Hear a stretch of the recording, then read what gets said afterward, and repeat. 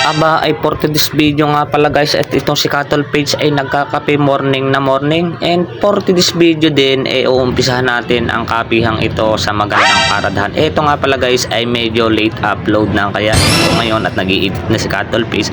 Ito nga pala guys ay naastahan namin na meron ditong parada, kung tawagin nila dito, napagtanong-tanong namin sa mga karatig diyan sa labasan, nasabi nila nakaarawan daw ng General Luna, kaya meron ditong parada. Ito nga guys, at mga naglabasan ang mga santing na mga manyakis, at kasama na rin si Cattle Page.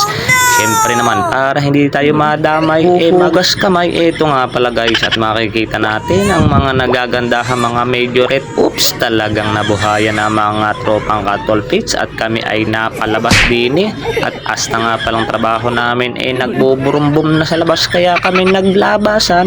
Ito, at marami kaming nakita nagagandahang majorette, at talagang masasabi mong kahit papaano naman ay nawawala ang aming inip, at sa dami namin nakikitang yan ng iksi ng kalsada. At sa mga gusto nga pala magpa-shoutout diyan ng mga taga General Luna, shoutout po sa inyong lahat.